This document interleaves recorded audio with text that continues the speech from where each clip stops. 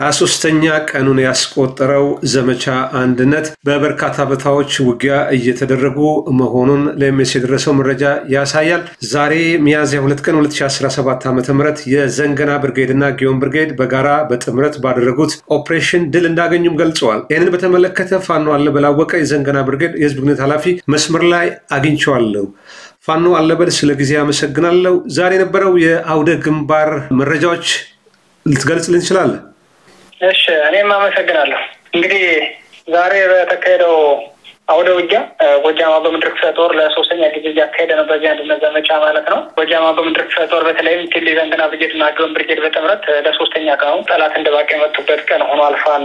ዛሬ በ2/8/2017 ማለት ነው። ያው እንደተለመደው ጠላት በሶስተኛ ሰዓት የተመታበት አሽፋ ግባር ከተማ ላይ ማለት ነው አንድ ኮር ነው ይዞ ዛሬ ተንቀሳቅሶ የመጣው 73ኛ 75ኛ እና 23ኛ የሚባሉ ክፍለ ጦሮችን ኮሎኔል አባተማሞ ከዚህ በፊት የተወገደው ኮሎኔል ይመራው የነበረው ኮር ማለት ነው። እሱ ነው ይዞ አንቀሳቅሶ ዘንገና ብርጌድና ጊዮን ብርጌድ እናስናለው በሚል ተወጥሮ መጥቶ ለማፈን ሙከራ አድርጎ የነበረው ነገር ግን ያው በሁለቱ ተናባቢ ኃይሎች ነደፍ ብሎ እንደሚታወቀው እንደተለመደው ዛሬም 100 አለቃ መሪውን ሸኝቶ 2 ብሬን አስማርኮ ከ20 በላይ ነፍስ ወከፍ መሳሪያዎች ተማርከው እንዲሁም ብዙ ጥይት ፍሬዎችን ማርከን በራሳቸው ጥይት ስንዋጋቸው ያለ መሆኑ ግልጽ ነው። ልክ በዚህ ልክ ሁለቱ ብርጌዶቹ ተመሳሳይ መንገድ ለሶስተኛ ጊዜ ባካሄዱት ውጊያ ከፍተኛ ድል ተቀዳጅተው ከዚህ በፊትም አንድ ድሽቃ አንድ ኮሎኔል 2 ሻለቃ መሪዎችን እንዲሁም ደግሞ ከዛሬ ሳምንት በተካሄደው ውጊያ እንዲሁ 1 ሻለቃ መሪ በድምሩ 3 ሻለቃ መሪዎችን ያስወገደበት አንድነት ዘመቻ ነው እያደረገ ያለው። ዛሬም ከባድ ትንቅንቅ ተፈጥሮ ከ9 ሰዓት የጀመረው ውጊያ እስከ ምሽቱ 12 ሰዓት ዘልቋል ማለት ነው። በዚህ ልክ ጠላትን እያሽመደመድን ሬሳ እንኳን እንዳያነሳ አድርገን ወደ 31 ሬሳዎች መቆጠር የተቻለበት አውደ ውጊያ አድርገናል ማለት ነው። ይሄ መቶ አለቃ ያልከኝ መቶ አለቃ መሆኑን በምን አወቃችሁ? በውጊያው ላይ ምናልባት ከወደቀ በኋላ መታወቂያውን በማየት ነው? ምንድነው ማስረጃው ማረጋገጫው? መታወቂያውን አጋጣሚ ያገኘ ነው። ከዛ ባሻገር ደግሞ ልብሱ ላይ ያለው አርማ አለ። የመቶ አለቃ ማዕረግ ነው ያለው። ስለዚህ ማንነቱ ታውቋል። ምናልባት የጦሩ እዛ አካባቢ ላይ የመጣውን ጦር በመምራት የነበረ ሰው ነው። ሰዎች አይደለም መሪዎቹ። ያው እንግዲህ 3 ክፍለ ጦር ነው ይዞ የመጣ ማለት አንድ ኮር ነው ይዞ የመጣ ብዙ መቶ አለቃ መሪዎች አሉ። ከነዛ መቶ አለቃ መሪዎች ውስጥ አንዱ ነው ያው የመቶ ጋንታውን የሚመራው አካል ማለት ነው። ማንነቱ ለጊዜው ስሙን አይተው ስሙን በደንብ እኔ ማወቅ አልቻልኩም። ከዛ ውጭ ጦሩ ጋር ለመታወቂያው ጦሩ ነው ይዞት ያለ ነገ መታወቂያውን የምንለጥፈው ይሆናል ማለት ነው። ስለዚህ ዛሬ በውጊያ ላይ በነበረው ተጋድሎ ከመከላከያ ሰራዊት 31 ህይወታቸው አልፏል ብለሃል። ሌላስ የደረሱ ጉዳቶች ወይም ምርኮኞች አሉ በእናንተ ቁጥጥር ስር ያሉ? በእናንተስ በኩል የተሰዉ አሉ?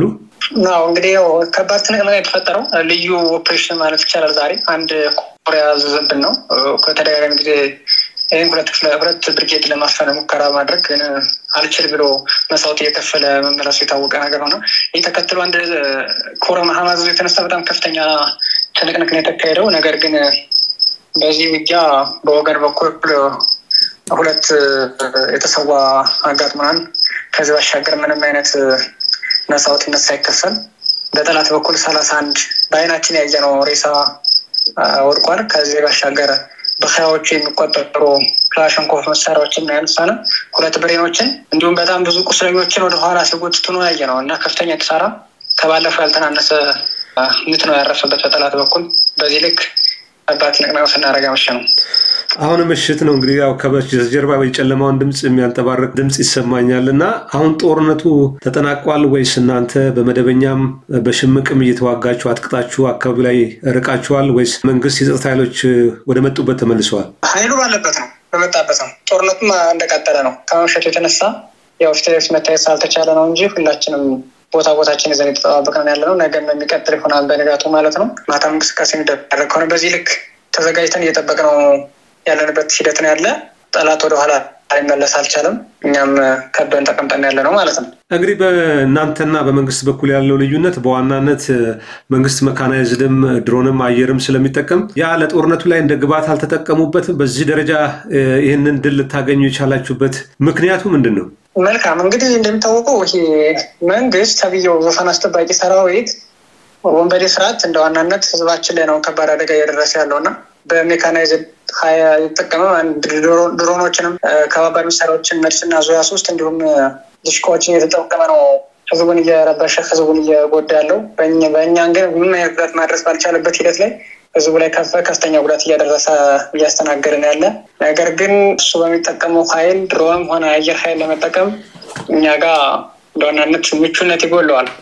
በዚህ አንግል ነው የማየውና እስካሁን ድረስ እኛን ተሳኳሹም ደግሞ ጦሩን ሊያገኝ የቻለበት ሁኔታ የለም።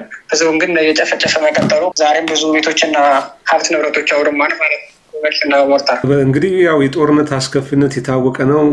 በምን መልኩ ይቋጫል የሚለው አስቸጋሪ ነው። ሰላማዊ ዜጎችም መስዋዕት እየሆኑ ነው። ምናልባት ያንን አካባቢ በአጭር ጊዜ ውስጥ በተቀናጀ መንገድ ነፃ በማድረግ ለህዝቡ እንደው ህዝቡ የሚፈልገውን ስርዓት በመትከል በኩል የሚደረጉ እንቅስቃሴዎች አሉ። ምናልባት በመንግስት በኩል ትላንት አንድ የወጣ መግለጫ አለ። የደህንነት ኮሚቴው የብሔራዊ ደህንነት ኮሚቴ የሚባለው ለእናንተ ጥሪ ቀርቧል። እጅ ሰጣችሁ ሰላማዊ ኑሮ አለበለዚያ ግን ህግ የማስከበሩ ዘመቻ ተጠናክሮ ይቀጥላል ብለዋል። ይሄን በተመለከተ ሐሳብ አለ? መልካም እንግዲህ ዘመቻ ተጠናክሮ ይቀጥላል ማለት ከጀመረ ብዙ ወራትን አስቆጥሯል። 30 በመጣ ቁጥር በ30 ጨርሳለሁ በ30 አጠፋቸዋለሁ ማለት ከጀመረ ብዙ 30 ቀናቶች ተቆጥረዋልና እንግዲህ እኛ ህዝቡን እያስተዳደርነ ህዝቡን በእጃችን አስገብተን ህዝቡ አሜን ብሎ ተቀብሎ ህዝቡን ነፃ ልናወጣ የወጣን ታጋዮች እስከሆነ ድረስ በቲሊ ወረዳ ውስጥ ካሉ 18 ቀበሌዎች ውስጥ 16ቱን እኛን እንዳጠቃላይ የምናስተዳድረውና ያ ማለት ከተማ ውስጥ ያለውን ሁለቶችን ክፍለ ከተሞች ከማስተዳደር ባሻገር ምንም እዚህ ግባ የሚባል ኃይል ያለው አይደለም። እጃቸውን ስጡ ተብሎ እኛ እጃችንን ሰጠን ድርድር የምንፈጥርበት ሂደትም የለም። እንደሚታወቀው የኛ ጥያቄ ህልውና ጥያቄ ነው። የመኖርና ያለመኖር ጥያቄ እስካነሳን ድረስ መኖር የምንችለው ሀገረ መንግስቱን ስልጣኑን ተረክበን በዘላቂነት መፍትሄ እስክናመጣ ድረስ ካልሆነ በስተቀር ይህ ኃይል በተደራደረው ሌላ አማራጭ መታቀርብለት መልሶ ከመግደል መልሶ ከማጥፋት አማራን ከማጥፋት የዘር ፍጅት ከማፍጀት ያዘለ ለሳቤ ስለሌለው የሚያደራደረንም እጃችን የሚያሰጠንም በሱ ዘመቻ የምንሸነፍም አይነት ሰራዊት አይደለም የተገነባው። እንግዲህ እንደሚታወቀው ፋኖ የዛሬ 2 ዓመት ሲወጣ በቁም ጠብቄና በ2-3 ክላሾች ነበር የወጣ እንደሚታወቀውና ዛሬ ግን ከነሱ አመጡት ሜካናይዝድ መሳሪያ ዲሽቃዎችን ክላሾችን ብሬና ስናይፐር በተደጋጋሚ ጊዜ እጃቸውን እየቀማረ እየታጠቀን ያለንበትና ግዙፍ የምስራቅ አፍሪካን ብሎም ለዓለም ራሱ የሚበጅ ስርዓት መትከል የምንችል ግዙፍ ክፍለ ጦር የገነባንበት ጊዜ ስለሆነ ምንም በዚህ ልክ ያስጨንቀንም በዚህ ልክ ግባ እንለው የምንችል አይነት ዘመቻ ሊወስድ ስለማይችል እጃችንን የምንሰጥበትም የምንጨነቅበት ሰዓትም አይደለንም። ያመጣውን እያስረከበ ባዶውን የሚሄድበት የመጨረሻ ነጥሻውን የሚያፋጥንበት ሰዓት ነው የደረስነው። በጣም አመሰግናለሁ። ፋኖ አለበላ አወቀ የዘንገና ብርጌድ ህዝብ ግንኙነት ኃላፊ ለሰጠኝ መረጃ በሜስ ተመልካች ስም ከልብ አመሰግናለሁ። እኔም አመሰግናለሁ ማለት ክቡራትና ክቡራን ተመልካቾቻችን ዛሬ በቲሊሊ የተካሄደውን ውጊያ በተመለከተ ከመከላከያ አካባቢ ፋኖች 100 አለቃ መሞቱን ተናግረው ነበር። ይህን ለማጣራት በአካባቢ ላይ የሚንቀሳቀሰውን የመንግስት ኃይል ለማግኘት የሚስጥረት ያደረግነው ምላሽ እናገኘን የምናቀርብ